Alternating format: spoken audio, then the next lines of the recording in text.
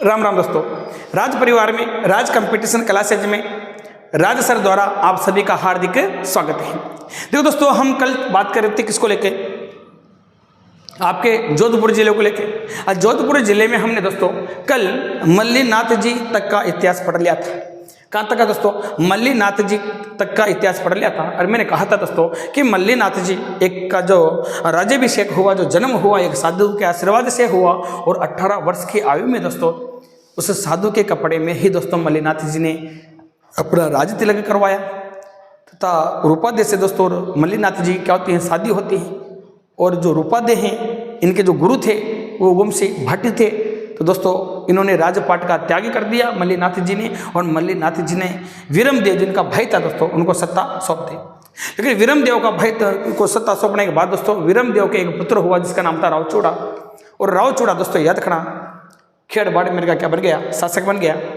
फिर दोस्तों आपको पता हो तो मैंने कहा था कि तिलवाड़ा बाड़मेर में आपके मल्लीनाथ जी का मंदिर बना हुआ है, जहाँ पर बहुत बड़ा पशु मेला भी लगता है। इसके अलावा रूपादेह का जो मंदिर है वो मालाजाल बाड़मेर में बना हुआ है। इसके बाद की क्या घटना है दोस्तों मैं थोड़ा बता देता हूँ, उसके बाद चलते हैं आगे। इसके बाद को मैं टॉपिक लगा देता हूँ किसके बारे में पढ़ना है बेटा आज, रावचूड़ा के बारे में।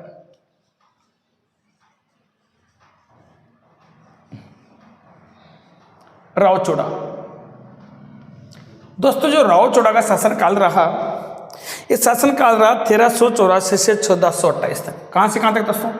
1384 से 1428 तक दोस्तों किनका शासनकाल माना जाता है? रावचूड़ा का शासनकाल माना जाता है। तो रावचूड़ा का शासनकाल माना जाता है कहाँ पर दोस्तों? आपके मंडोर में। तो दोस्तों मंडोर में रावचूड़ा ने कैसे शासन किया? क्योंकि जब मैं कहूँ कि इनका जो संबंध था तो खेड़ बाड़मेर से था, फिर ये मंडोर कैसे आ गए, मंडोर को इन्होंने राजधानी कैसे बनाया, तो दोस्तों उसके बारे में चर्चा करते हैं। थोड़ा सा मैं बता देता हूँ दोस्तों, जो मंडोर था वो इससे पहले हरिश्चंद्र द्वारा दोस्तों स्थापित करवाया गया था 6वीं शताब्दी में। कौन दोस्तों? मंडोर। तो मैं लिख देता हूँ दोस्तों, फिर आगे बढ़ते हैं। देखो दोस्तों, मंडोर को किसको दोस्तों? मंडोर को इन्होंने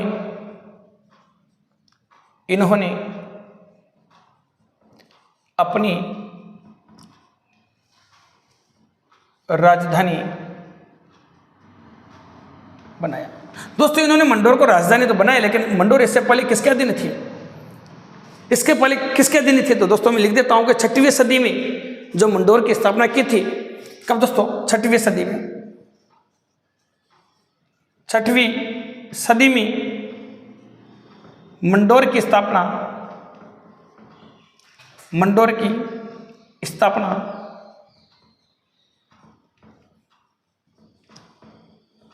प्रतिहार शासक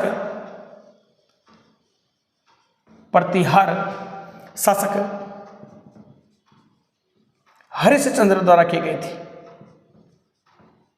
हरिश्चंद्र द्वारा की गई थी। किसके द्वारा दोस्तों? हरिश्चंद्र के द्वारा की गई थी। फिर उसके बाद मैं बात करता हूं दोस्तों कि इस मंडोर को जो सर्वप्रथम राजधानी बनाया था वो प्रतिहार शासक नागभट्ट प्रथम ने बनाया था। क्वेश्चन आ जाए कि मंडोर को सर्वप्रथम राजधानी किसने बनाया था, तो याद रखना दोस्तों, देखो स्थापना किसने की थी? हरिश्चंद्र द्वारा की गई थी। क्वेश्चन आ जाए कि प्रथम राजधानी मंडोर को प्रथम राजधानी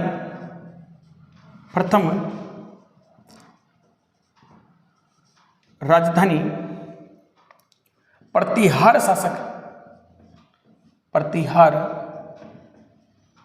शासक नागभट्ट प्रथम ने बनाया था।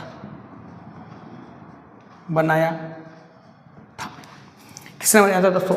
नागभट्ट प्रथम ने बनाया था। अब दोस्तों जो रावचूड़ा है ये मंडोर कैसे आया, तो थोड़ा सा उसके बारे में समझा देता हूँ आपको कि ये आपका रावचूड़ा मंडोर कैसे आया। तो दोस्तों समझना कि एक स्थान है दोस्तों, यहाँ पर अच्छे से समझो बेटा, ये है आपका खेड़। खेड़ कहाँ पड़ता है? बाड़मेर में। इधर देखो दोस्तों,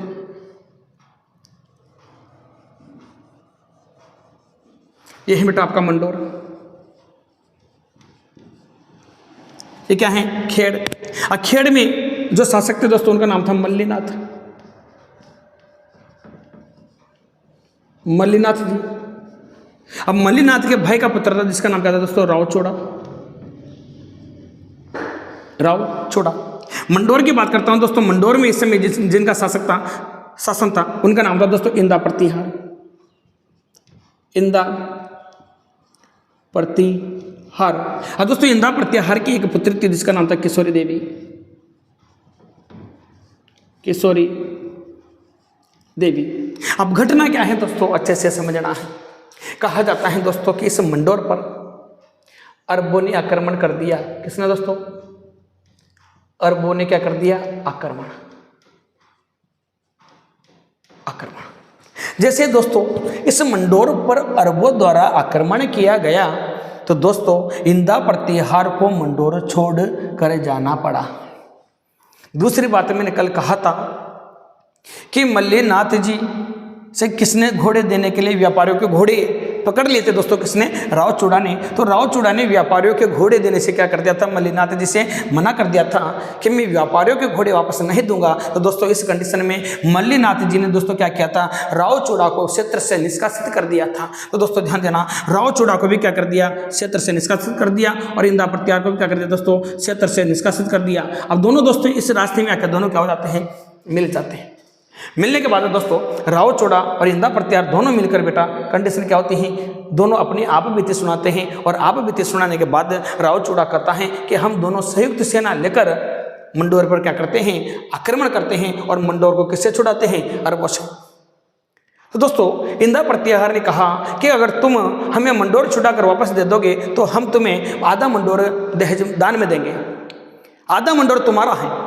तो दोस्तों यही हुआ कि राव चोड़ा अपनी सेना के साथ, इंदा प्रतिहार की सेना भी संयुक्त सेना के साथ किस पर आक्रमण कर देते हैं? अरबों पे आक्रमण कर देते हैं। और याद रखना दोस्तों, अरबों से दोस्तों किसको छुड़ा लेते हैं? मंडोर को छुड़ा लेते हैं। अब देखो मंडोर को छुड़ा तो लिया, लेकिन एक बात बताइए, एक ही क्षेत्र में दो राजवंश के शासक कैसे राज कर सकते हैं? सोचने वाली बातें हैं दोस्तों। दो राजवंश के शासक एक ही क्षेत्र में कैसे राज कर सकते हैं? तो दोस्तों सीधी सी बात है, इंदा प्रतिहार की पुत्री थी जिसका नाम है दोस्तों किशोरी देवी। तो दोस्तों इंदा प्रतिहार ने किशोरी देवी का विवाह किससे कर दिया? राव चोड़ा से कर दिया। राव चोड़ा से करने के बाद दोस्तों मंडोर राव चोड़ा को किस में दे दिया? दहेज में दे दिया। इसी कारण कहा जाता है दोस्तों कि राजस्थान में सर्वप्रथम सामंत प्रथा के जो बीज बोए थे वो किसने बोए थे? राव चोड़ा ने। या मैं कह सकता हूं कि सामंत प्रथा सर्वप्रथम किसने शुरू की थी? तो याद रखना दोस्तों, सामंत प्रथा शुरू करने वाले कौन थे? राव चोड़ा। कौन थे दोस्तों? राव चोड़ा। तो ये बात आपको याद रखनी है। क्या करनी है दोस्तों? ये बात आपको याद रखनी है। सर्वप्रथम सामंत प्रथा की शुरुआत करने वाला कौन दोस्तों? राव चोड़ा है। ये बात आपको याद रखनी है। तो देखो दोस्तों मैं यहाँ लिख देता हूँ अब क्या क्या बातें हैं। देखो दोस्तों, मंडोर इंदा प्रतिहार ने किसको दोस्तों? राव चोड़ा को दहेज में दिया। दूसरी बात दोस्तों, इंदा प्रतिहार ने अपनी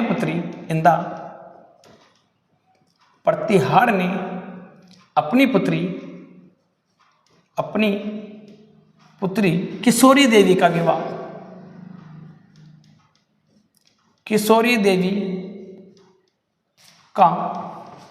विवाह किससे किया दोस्तों?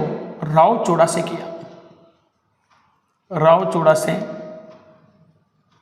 किया। इसी प्रकार मैं लिख सकता हूं दोस्तों, राजस्थान में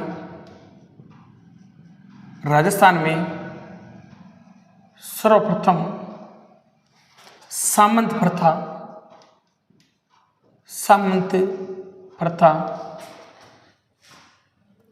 राजस्थान में सर्वप्रथम सामंत प्रथा इन्हीं के काल में शुरू हुई थी।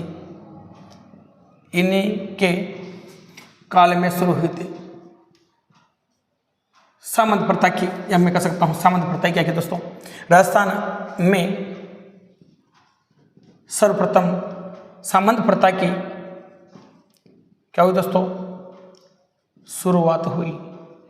इनमें कह सकता हूं दोस्तों सामंत प्रथा की शुरुआत करने वाला कौन है, आपका राव चूड़ा था। कौन था दोस्तों, राव चूड़ा था। और राव चूड़ा की शादी किससे हो जाती है दोस्तों, बताइए, किशोरी देवी से हो जाती है। किससे हो जाती है, किशोरी देवी से हो जाती है। नोट के साथ एक चीज और लिख देता हूँ दोस्तों, क्योंकि मैं पहले लिखा चुका हूँ लेकिन फिर लिख देता हूँ, याद रखना दोस्तों। उत्तरी भारत का एकमात्र रावण मंदिर मंडोर में स्थित है। मंडोर में स्थित है। दोस्तों आपको पता हो तो रावण की शादी हुई थी मंडोर में रहने वाली मंदोदरी से। कैसे होती दोस्तों, मंडोर में रहने वाली मंदोदरी से क्या होती दोस्तों, शादी हुई थी। अब इसके बाद की क्या घटना है दोस्तों, उसके बारे में चर्चा करते हैं थोड़ा सा, इसके बाद क्या क्या घटना घटित हुई। दोस्तों राव चूड़ा की शादी हो गई। सर्वप्रथम सामंत प्रथा की शुरुआत की। शासन कब किया था दोस्तों, 1384 से 1428 तक इन्होंने शासन किया। दूसरी बात, मंडोर को इन्होंने अपनी राजधानी बनाया। 6वीं सदी में मंडोर की स्थापना प्रतिहार शासक हरिश्चंद्र चंद्र द्वारा की गई। अब मंडोर को प्रथम राजधानी प्रतिहार शासक नागभट्ट ने क्या किया था दोस्तों, बनाया था। ये बात आपको याद रखनी है। इसके अलावा मैं बात करता हूँ दोस्तों और क्या क्या बातें हैं इस मंडोर को लेके। तो दोस्तों चलता हूँ, इनके बाद जो राजा आता है वो आता है दोस्तों आपका रणमल। कौन आता है दोस्तों, राव रणमल। तो दोस्तों राव रणमल की क्या क्या कहानी है, तो दोस्तों पहले एक बार स्क्रीनशॉट लीजिए यहाँ तक का। फिर राव रणमल हैं, किसका पुत्र है दोस्तों, राव चूड़ा का पुत्र है। तो उसकी डिटेल से बातें करते हैं।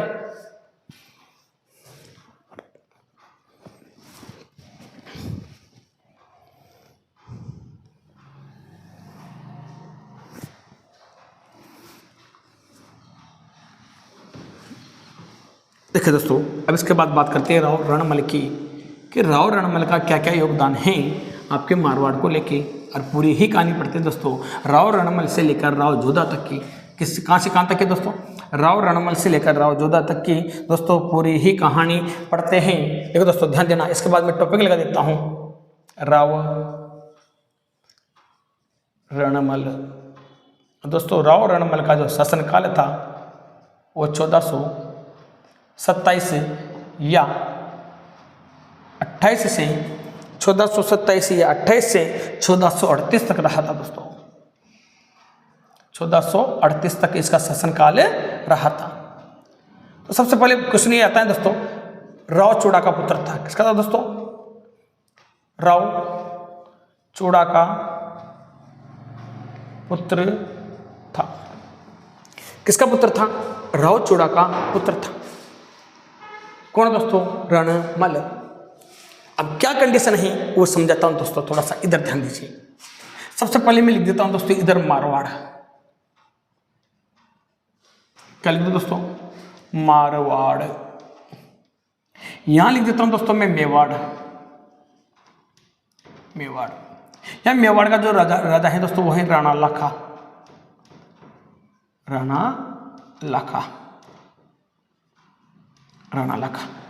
दोस्तों देखो, राणा लाखा का जो पुत्र है जिसका नाम है दोस्तों चूड़ा सिसोदिया।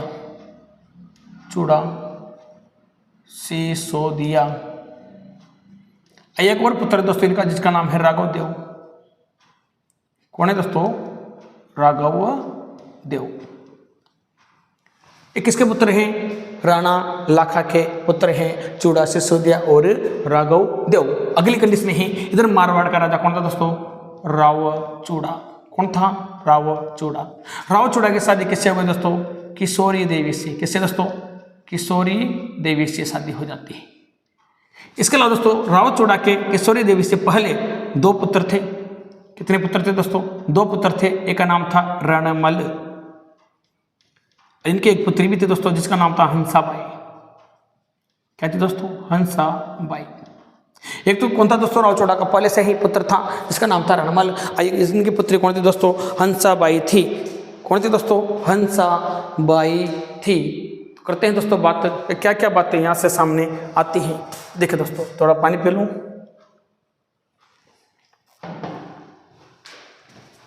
कौन थी दोस्तों, किशोरी देवी। किशोरी देवी अब दोस्तों कंडीशन क्या हुई कि राव चूड़ा की प्रथम पत्नी के दो पुत्र, एक पुत्री थी रणमल और हंसाबाई। अगली कंडीशन क्या है, यहाँ पर देखो किशोरी देवी के राव चूड़ा द्वारा एक संतान की उत्पत्ति होती है जिसका नाम क्या रखा जाता है, कान्हा।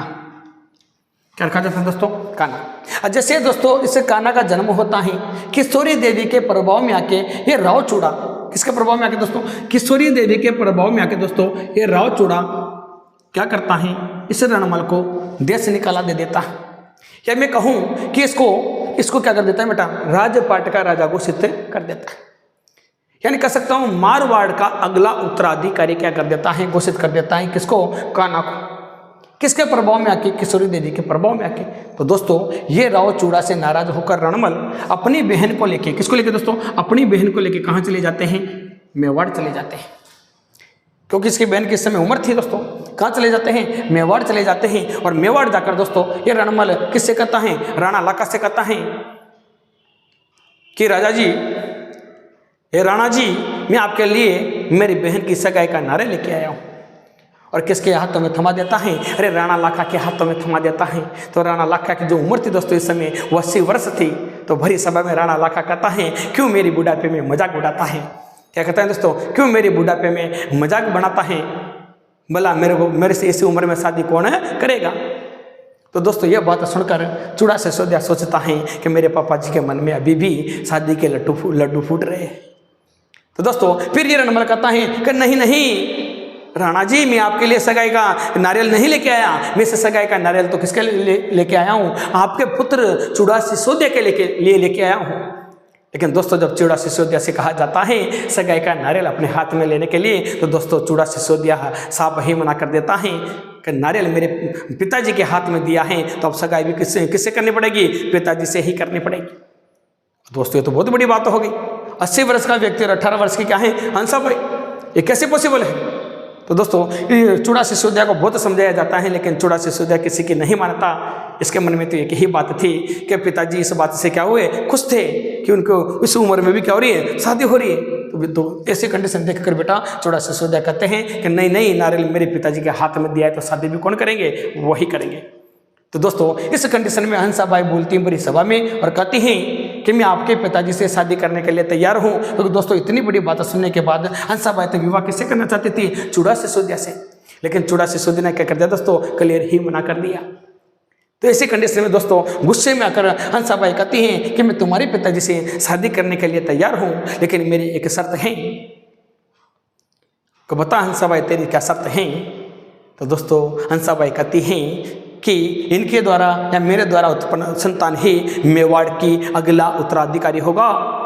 किसको द्वारा, यानी राणा लाखा और हंसाबाई द्वारा उत्पन्न संतान ही मेवाड़ की क्या बनेगी, अगली उत्तराधिकारी बनेगी। तुझे राजपाट से क्या लेना पड़ेगा, संन्यास लेना पड़ेगा। तो दोस्तों ये आपका चूड़ा सिसोदिया भरी सभा में दोस्तों संन्यास लेता है और कहता है कि मैं आजीवन बाल ब्रह्मचारी बनकर रहूंगा और हमेशा मेवाड़ की इस गद्दी की क्या करूंगा, रक्षा करूंगा। इसी कारण दोस्तों चूड़ा सिसोदिया को मेवाड़ का भीष्म पितामह कहा जाता है। किसका दोस्तों, चूड़ा सिसोदिया को मेवाड़ का भीष्म पितामह कहा जाता है। तो दोस्तों कुछ समय बाद किसके द्वारा, राणा लाखा और किसके द्वारा, हंसाबाई के द्वारा दोस्तों एक पुत्र का जन्म होता है जिसका नाम क्या होता है, मोकल। जैसे दोस्तों मोकल का जन्म होता है, हंसाबाई किससे कहती हैं, चूड़ा सिसोदिया से कि मैं तेरी शकल भी नहीं देखना चाहती। तो दोस्तों इसी चूड़ा सिसोदिया को वनवास दे दिया जाता है, क्षेत्र निकाला या देश निकाला दे दिया जाता है। तो दोस्तों यही चूड़ा सिसोदिया अपनी माँ के कहने पर दोस्तों किसको छोड़कर चला जाता है, मेवाड़ को छोड़ के चला जाता है। इसी कारण दोस्तों चूड़ा सिसोदिया को मेवाड़ का राम भी कहा जाता है। क्या कहा जाता है, मेवाड़ का राम भी कहा जाता है। तो क्यों सुना जाए दोस्तों कि एक तो क्या है ये चूड़ा सिसोदिया मेवाड़ के भीष्म पितामह, क्या है दोस्तों, मेवाड़ के भीष्म पितामह, भीष्म पितामह। दूसरी बात क्या है दोस्तों, मेवाड़ के राम भी हैं, मेवाड़ के राम, क्या दोस्तों, मेवाड़ के राम भी हैं। अब दोस्तों इनका पुत्र कौन है, मोकल है। इनका पुत्र कौन है दोस्तों, मोकल हैं। और दोस्तों कहा जाता है कुछ समय बाद राणा लाखा की तो क्या हो जाती है, मृत्यु हो जाती है। राणा लाखा की मृत्यु होने के बाद मेवाड़ का राजा कौन बनता है, मोकल बनता है। लेकिन जब दोस्तों मोकल राजा बनता है तो कंडीशन ये होती है कि मोकल एक अभियान लेके जाता है गुजरात अभियान। कौन सा अभियान दोस्तों? गुजरात अभियान, जिसको बोला जाता है दोस्तों जिलवाड़ा अभियान। जिलवाड़ा नामक स्थान पर, कहाँ पर पड़ता है दोस्तों? ये गुजरात में, गुजरात में पड़ता है दोस्तों। और यहाँ पर याद रखना दोस्तों, इस मोकल की क्या हो जाती है? मृत्यु हो जाती है। इस मोकल के बारे में पढ़ेंगे दोस्तों कब? अपन मेवाड़ में। जिससे मोकल की मृत्यु हो जाती है दोस्तों, इस मोकल का एक पुत्र रहता है जिसका नाम होता है दोस्तों कुंभा। क्या होता है दोस्तों? कुंभा। किसका पुत्र था? मोकल का पुत्र था, जिसका नाम क्या था दोस्तों? कुंभा, राणा कुंभा। तो दोस्तों राणा कुंभा भी इस गुजरात अभियान में साथ जाता है। तो मोकल को मारने वाले थे दोस्तों चाचा एंड मेरा। कौन थे? खातिन दासी के दो पुत्र थे, एक नाम था चाचा, एक मेरा। दोनों ही किसको मार देते हैं दोस्तों? एक था महपा पवार। कौन था? महपा पवार, जो हमने पढ़ा है इससे पहले भी दोस्तों मेवाड़ में। तो दोस्तों इसको मार देते हैं। मारने के बाद दोस्तों कुंभा भागता हुआ किसके पास जाता है? अपने दादी हंसाबाई के पास जाता है। लेकिन दोस्तों दुश्मनों के बीच में बताओ कुंभा का राज्याभिषेक हंसाबाई कैसे कर सकती है? क्यों? क्योंकि देखो बताओ, इसके किसको? बेटे को मार दिया, अब पोता ही पोता बच रहे हैं इसके पास, जिसकी अभी ज़्यादा उम्र नहीं है। तो सीधी सी बात है दोस्तों, हंसाबाई किसको बुलाती हैं? मारवाड़ से अपने रणमल को बुलाती हैं। और रणमल को बुलाने के बाद दोस्तों क्या करता है ये रणमल? इसका संरक्षक बन के रहता है। किसका? कुंभा का। और कुंभा का संरक्षक बनने के बाद दोस्तों धीरे धीरे मेवाड़ी राजपूतों को हटाकर मारवाड़ के राठौड़ों की क्या करने लग जाता है? यहाँ पर पदों पर क्या करता है? स्थापना करने लग जाता है। लेकिन इस बात का पता धीरे धीरे किसको लगता है? हंसाबाई को लगता है। और हंसाबाई की एक दासी थी दोस्तों, जिसका नाम था भारमली।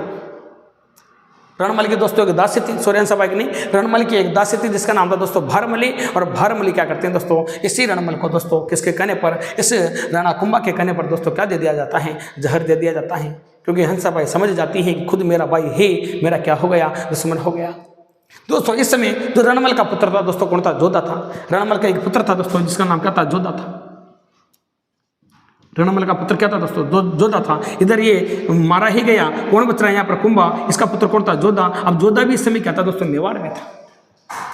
जब दोस्तों हंसाबाई ने जंगल से किसको बुलाया? चूड़ा सिसोदिया को बुलाया। उसके बाद दोस्तों चूड़ा सिसोदिया ने राठौड़ी सरदारों को मेवाड़ से बाहर भगाया। और भगाने के बाद दोस्तों सारा खेल किसका था? रणमल का। तो रणमल को क्या कर लिया दोस्तों? बंदी बना लिया। जैसे रणमल को बंदी बनाया तो दोस्तों राठौड़ी सेना ने आवाज लगाई कि भाग सके तो भाग जोधा। क्या लगा दोस्तों? कि भाग सके तो भाग जोधा। अरे थारो रणमल मारे जावे, भाग सके तो भाग जोधा, थारो रणमल मारे जावे। इसी आवाज के साथ दोस्तों ये जोधा कहाँ से?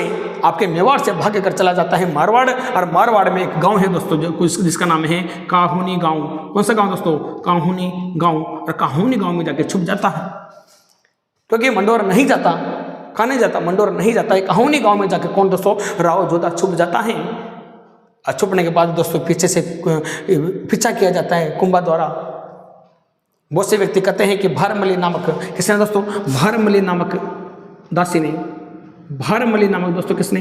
दासी ने क्या दिया था? दे दिया था इसको, जहर दे दिया था। और कुछ इतिहासकार कहते हैं कि रणमल को बंदी बनाकर रोज उसका एक अंग काटा जाता था। क्या किया जाता था दोस्तों? रोज एक अंग काटा जाता था। तो बहुत बड़ी क्या है दोस्तों? विशेषता है।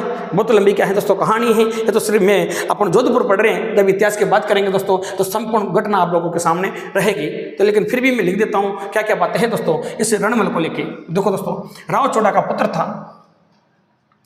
इसके अलावा मैं लिख दूँ दोस्तों मेवाड़ के राणा कुंभा का संरक्षक बन के रहा, संरक्षक था। इसके अलावा मैं बात करूं दोस्तों मेवाड़ में राजपूती सेना को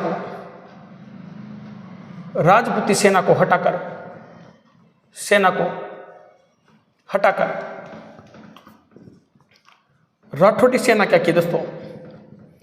राठौड़ी सेना स्थापित की। तो दोस्तों इसने गद्दी के लालच में आकर किसको मार दिया था? राघवदेव को मार दिया था। क्योंकि राघवदेव दोस्तों अपनी गद्दी से नहीं हटना चाहता था। तो नहीं हटने पर दोस्तों इसने रणमल ने किसको मार दिया था? राघवदेव को मार दिया था। छोटी सी घटनाएं भी हैं। सेना स्थापित की है ना। राघवदेव की क्या की दोस्तों? राघवदेव की दोस्तों इसके द्वारा की जाती है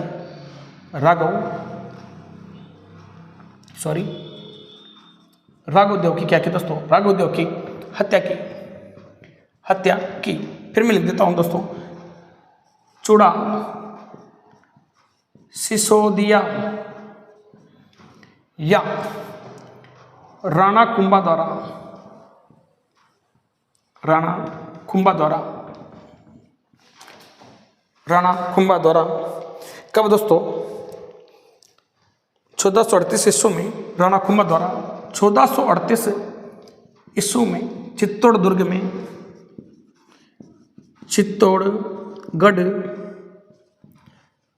दुर्ग में रणमल की क्या कर दी जाती है दोस्तों? रणमल की हत्या कर दी जाती है, हत्या कर दी जाती है। लेकिन कुछ इतिहासकार कहते हैं दोस्तों कि किसकी दासी थी दोस्तों? बताइए मुझे। रणमल की एक दासी थी जिसका नाम था भारमली, और भारमली किससे प्रेम कर बैठी? तो याद रखना दोस्तों, भारमली नैन में टका कर बैठी दोस्तों, किसके साथ? राणा कुंभा के साथ। और दोस्तों आपको पता है प्यार में तो वो ताकत होती ही कि अच्छे अच्छे को झुका देती है, क्योंकि भारमली की तो क्या थी? दासी थी, लेकिन प्रेम में किससे कर बैठी? कुंभा से। और जैसे कुंभा से प्रेम हुआ दोस्तों, कुंभा के कहने पर इस भारमली नामक दासी ने रणमल को क्या दे दिया दोस्तों? जहर दे दिया। ये दो फैक्ट मिलते हैं, तो इसको भी मैं साथ में लिख देता हूं। भारमली नामक दासी ने, भारमली नामक दासी ने रणमल को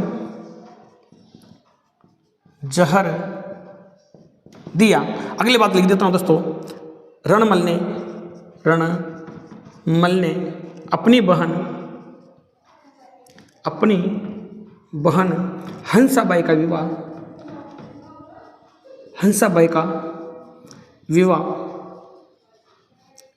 मेवाड़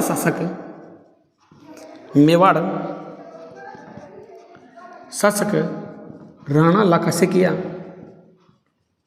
राणा लाखा से किया। किससे किया दोस्तों? राणा लाखा से किया। दोस्तों याद रखना, इससे ज़्यादा कोई बात बनती भी नहीं और बनेगी भी नहीं, सीधी सी बात है मेरे पास, है ना। क्योंकि जितनी कहानी थी, सारे कहानी का जो पात्र है मैंने आप लोगों के सामने रख दिए।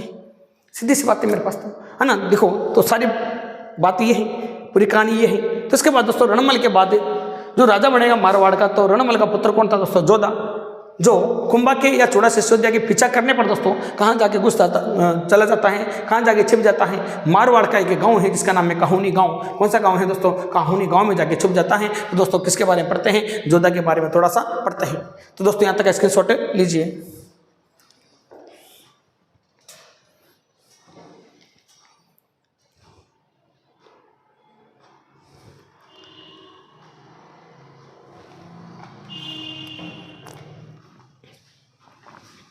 देखिए दोस्तों, इसके बाद चलते हैं राव जोधा को लेके।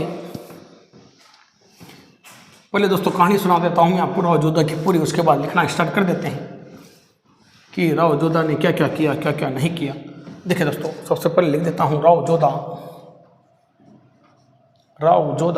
भाग सके तो भाग जोधा, अरे थारो रणमल मारो जावे।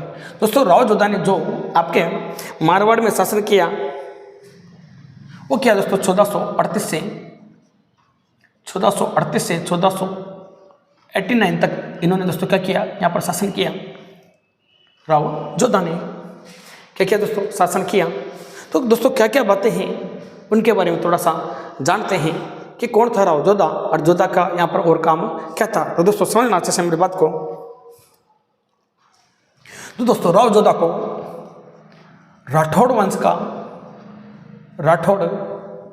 वंश का वास्तविक संस्थापक माना जाता है। वास्तविक संस्थापक कहा जाता है। संस्थापक कहा जाता है किसको दोस्तों? राव जोधा को क्या कहते हैं? वास्तविक संस्थापक कहा जाता है। दोस्तों इनकी जो पत्नी थी उनका नाम था दोस्तों पत्नी का नाम था दोस्तों पत्नी का नाम था जसमा दे। क्या थी दोस्तों? पत्नी का नाम था जसमा दे।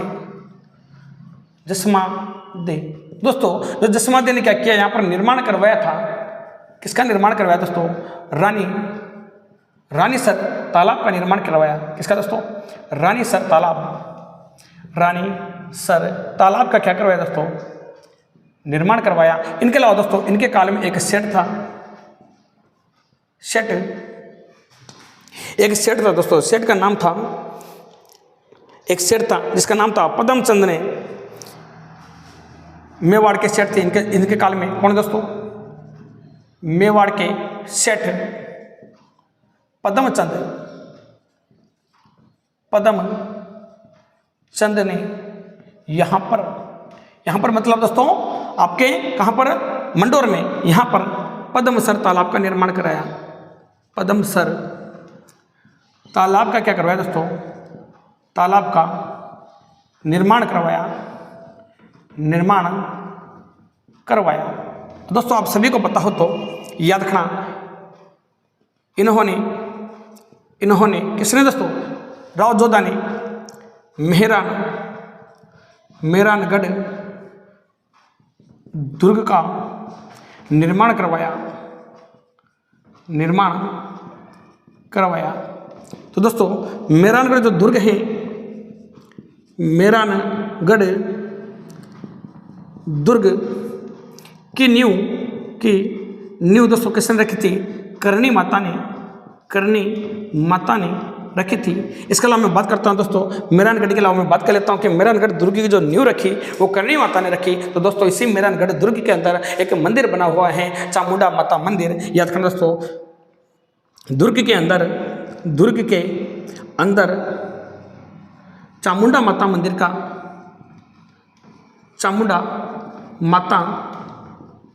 मंदिर का क्या करवाया दोस्तों? निर्माण करवाया।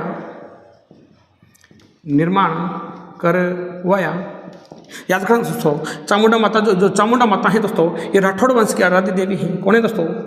राठौड़ वंश की क्या है दोस्तों? ये आराध्य देवी है। दोस्तों आप सभी को पता है इनकी जो कुल देवी है वो चक्रेश्वरी माता है। तो राव दुहड़ कर्नाटक से लेके आया था। कहाँ से लेके आया था दोस्तों? कर्नाटक से लेके आया था। इसके अलावा दोस्तों क्या क्या बातें हैं याद रखना दोस्तों। अभी मैंने थोड़ी देर पहले कहा था कि समझना दोस्तों अच्छे से। अब मैं कहानी पर आता हूँ। ये मेवाड़ था, इधर क्या था दोस्तों? मारवाड़। अच्छे समझिए दोस्तों, ये है आपका मारवाड़। दोस्तों ध्यान देना, मारवाड़ में जो शासक हैं वो राव जोधा हैं। दोस्तों मेवाड़ में जो शासक हैं वो राणा कुंभा हैं। आज इनके बीच में है दोस्तों कौन? हंसाबाई। बात को अच्छे से समझना दोस्तों। राणा कुंभा की हंसाबाई क्या लगती है? दादी। ठीक है। राव जोधा की हंसाबाई क्या लगती है? बुआ, भाई की बहन। क्या लगती है दोस्तों? बुआ। बात को अच्छे से समझना दोस्तों, क्योंकि आपको पता है राव जोधा है, ये हंसाबाई का भाई रणमल का ही क्या था दोस्तों? पुत्र था। बात को अच्छे से समझना दोस्तों। दूसरी बात है कि हंसाबाई का जो बेटा था मोकल का पुत्र कौन हो? राणा कुंभा। तो इसकी तो दादी है, इसकी क्या है दोस्तों? बुआ। क्या कहना चाहता हूं कि जब मेवाड़ में रणमल को मारा गया था तो मेवाड़ से भाग कर दोस्तों कौन? राव जोधा कहाँ चला गया था? काहुनी गांव। कहाँ चला गया था दोस्तों? काहुनी गांव में जाके छिप गया था। काहुनी गांव में छिप गया। काहुनी गांव में चला गया था। ऐसे याद को कौन से गांव में चला गया था? काहुनी गांव में चला गया था। कौन? राव जोधा। अब देखो ये काहुनी गांव में चला गया तो यार खाना दोस्तों राणा कुंभा ने किस पर अधिकार कर लिया? मंडोर पर अधिकार। मंडोर पर अधिकार किसका हो गया? अधिकार किसका हो गया दोस्तों? बात को समझना, राणा कुंभा का। अब मंडोर पर अधिकार राणा कुंभा ने कर लिया। दोस्तों बताओ ये कहां जाके छुप गया? काहुनी गांव में छुप गया। और दोस्तों काहुनी गांव में राणा जोधा को राजस्थान के एक संत जिनको हम लोक देवता के नाम से जानते हैं, पंच पैरों में जो सम्मिलित हैं, अरे जिनका नाम है हड़बुजी सांकला। दोस्तों कहा जाता है कि राव जोधा हड़बुजी सांकला से आशीर्वाद प्राप्त करता है और आशीर्वाद प्राप्त करके दोस्तों याद रखना, ये हड़बुजी इनको एक क्या देते हैं? कटार भेंट देते हैं आशीर्वाद के रूप में। तो मैं कह सकता हूं हड़बुजी सांकला ने राव जोधा को कटार भेंट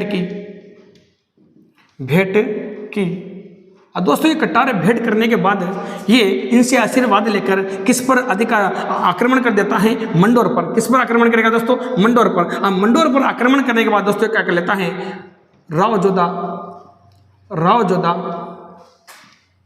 मंडोर को वापस जीत लेता है।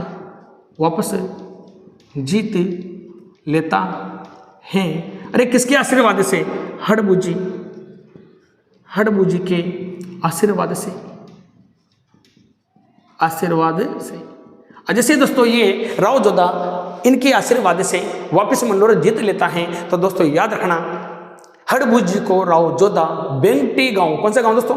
बेंगटी गांव भेंट में देता। कौन सा गांव? बेंगटी गांव। तो याद रखना दोस्तों, राव जोधा ने हड़बूजी को बेंगटी गांव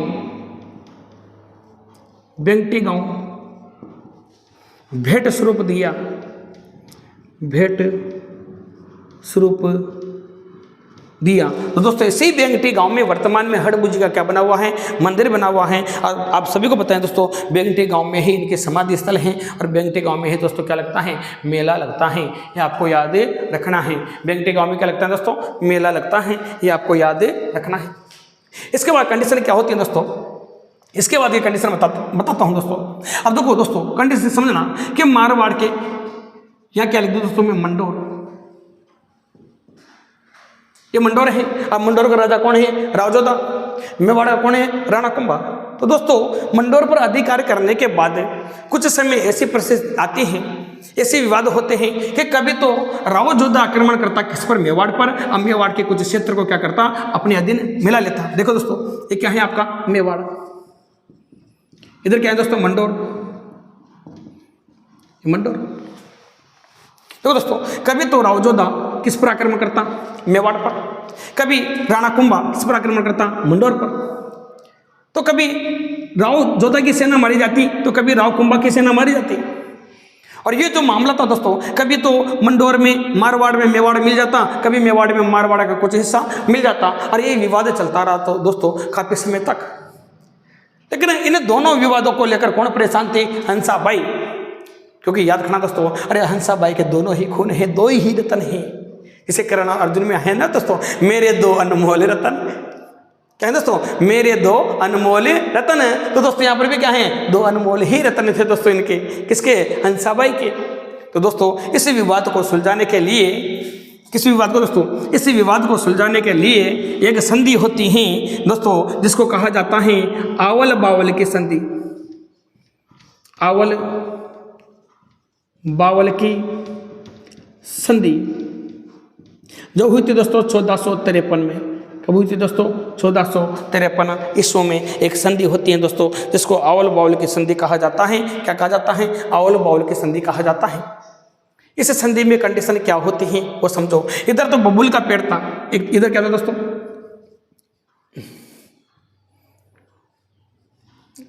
बबूल का पेड़ था। इधर किसका पेड़ था दोस्तों? बताइए मुझे। इधर आंवले का पेड़ था।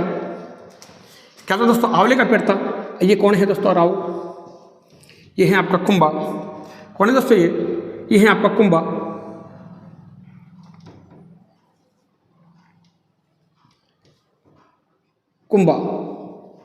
और दोस्तों इधर कौन है? इधर है आपका जोधा। अब बीच में कौन है दोस्तों? हंसाबाई। दोस्तों जब ये दोनों युद्ध कर रहे थे तो बीच में कौन आ जाती हैं? हंसाबाई आ जाती हैं। और हंसाबाई दोस्तों दोनों के हाथों से क्या कर लेती हैं? तलवारें पकड़ लेती हैं। दोनों के हाथों से क्या पकड़ लिया दोस्तों? तलवारें पकड़ ली। और तलवारें पकड़ने के बाद कहा दोस्तों, किसने? हंसाबाई ने, कि ये खूनी संघर्ष क्या कीजिए, अरे बंद कीजिए, बहुत दिन हो गए तुम्हें खूनी संघर्ष खेलते हुए। अरे तुम दोनों मेरे अपने ही हो और मेरे अपने ही खून हो और अपने ही क्षेत्र के लिए क्या कर रहे हो? लड़ाई कर रहे हो। आज से मैं तुम दोनों की लड़ाई को खत्म करती हूँ। और खत्म ही नहीं करते दोस्तों कि यहाँ से जो आंवला का पेड़ है दोस्तों, किसका पेड़ है? आंवला या बबूल का। तो बबूल का पेड़ है, इस बबूल के पेड़ के यहाँ से जो इधर की सीमा होगी वो मारवाड़ की होगी। और जो इधर कौन सा पेड़ है दोस्तों? आंवला का पेड़ है। जो आंवला का पेड़ है इधर की सीमा किसकी होगी? मेवाड़ की होगी। और आज के बाद इस सीमा को लेकर कभी विवाद होना नहीं चाहिए। दोस्तों इन दोनों की दुश्मनी को दोस्तों प्रेम में बदलने के लिए हंसाबाई ने क्या किया? ध्यान दीजिए दोस्तों। हंसाबाई ने याद रखना, राव जोधा ने अपने पुत्र संगारी देवी का विवाह किससे किया दोस्तों? रायमल से किया। दोस्तों राणा कुंभा का पुत्र था जिसका नाम क्या था दोस्तों? रायमल। क्या था दोस्तों, रायमल। दोस्तों इनकी राणा जोधा की पुत्री थी जिसका नाम क्या था दोस्तों, संगार देवी। क्या था दोस्तों, संगार देवी। तो याद रखना दोस्तों, संगार देवी और किसका विवाह दोस्तों बताइए मुझे, रायमल का विवाह कर दिया जाता है और दो दुश्मन क्या हो जाते हैं दोस्तों, दोस्त बन जाते हैं। और आप तो क्या हो गए दोस्तों, रिश्तेदार बन गए, क्योंकि राव जोधा ने संगार देवी का विवाह कुंभा के पुत्र रायमल से कर दिया। और करने के बाद दोस्तों हंसाबाई ने इस संधि के द्वारा दोस्तों दोनों के बीच के जो विवाद था, जो लड़ाई थी, जो भूमि को लेकर क्या था दोस्तों संघर्ष था, या अवल बावल के संधि के साथ ही क्या हो जाता है दोस्तों, समाप्त हो जाता है। और जैसे दोस्तों ये विवाद समाप्त होता है दोस्तों, आज के लिए मेरी क्लास भी क्या हो जाती है, समाप्त हो जाती है। तो दोस्तों आज के लिए इतना ही था। जय श्री राम।